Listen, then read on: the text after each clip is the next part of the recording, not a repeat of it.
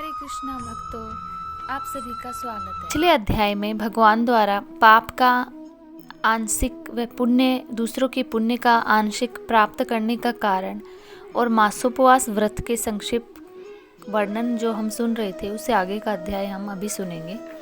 भगवान कहते हैं कि वह मनुष्य जो किसी पुण्य कर्म करने वाले पुरुष की सेवा करता है, यदि वह उसकी पत्नी, भृत्य और शिष्यों से भिन्न है, तो उसे उसकी सेवा के अनुरूप कुछ धन नहीं दिया भी जा रहा है, तो भी वह सेवा के अनुसार उस पुण्यात्मा के पुण्य फल का भागी होता है। जो एक पंक्ति में बैठे पुरुष को रसोई परोसते समय छोड़कर आगे बढ़ जाता है, उसके पुण्य का छठा अंश वह छूटा हुआ व्यक्ति पा लेता है। स्नान और संध्या आदि करते समय जो दूसरे का स्पर्श, दूसरे से भाषण करता है, वह अपने कर्म जनित पुण्य का छठा अंश उसे निश्चय ही दे डालता है।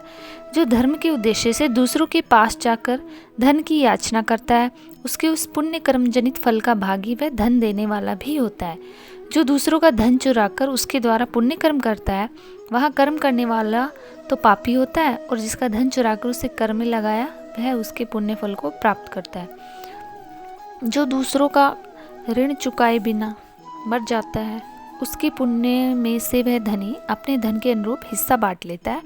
जो बुद्धि या सलाह देने वाला, अनुमोदन करने वाला या साधन सामग्री देने वाला तथा बल लगाने वाला है, वह भी पुण्य पाप में से छठे अंश को ग्रहण करता है। प्रजा के पुण्य और पाप में से छठा अंश राजा लेता है। इसी प्रकार शिष्य से गुरु, स्त्री से उसका पति और पुत्र से उसका पिता पुण्य पाप का छठा अंश ग्रहण करता है। स्त्री भी यदि अपने पति के मन के अनुकूल चलने वाली और सदा उसे संतुष्ट रखने वाली हो, तो वह उसके पुण्य का आधा भाग प्राप्त करती है। जो दूसरे के हाथ से दान आदि पुण्य कर्म करता है, उसके पुण्य का छठा अंश वह कर्ता ही ले लेता है। परंतु यदि वह पुत्र या भ्राता हो, तो साष्टांग भागी नहीं होता। व्रति देने वाला पुरुष व्रति भोगने वाले के पुण्य का छठा अंश ले लेता है, किंतु ऐसा तभी होता है जब वह उस व्रति भोगने वाले से अपनी या दूसरे की सेवा न कराता हो। इस प्रकार दूसरों के द्वारा संचित किए हुए पुण्य पाप बिना दिए हुए भी आ जाते हैं।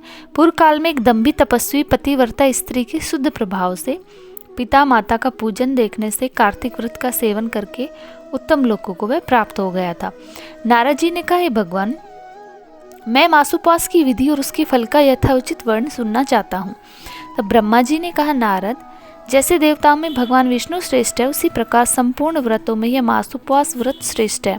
अपने शरीर के बलाबल को समझकर मासोपवास व्रत करना चाहिए।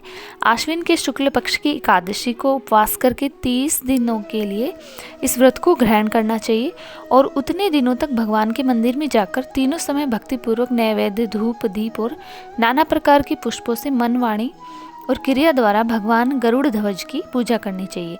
सर्वधर्म परायण मनुष्य और अपने इंद्रियों को वश में रखने वाली सौभाग्यवती तथा विधवा स्त्री भगवान वासुदेव का पूजन करे। दूसरों का अन्न ग्रहण न करे, परंतु स्वयं दूसरों को अन्न दे।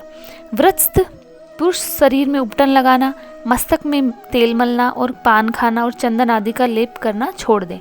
इसके सिवा अन्य निषिद्ध वस्तुओं का भी त्याग करें। व्रत का पालन करने वाला मनुष्य विपरीत कर्म में लगे रहने वाले किसी मनुष्य का न तो स्पर्श करे और न उससे वार्तालाप ही करे। गृहस्थ भी देव मंदिर में रहकर व्रत का उच्चारण करे।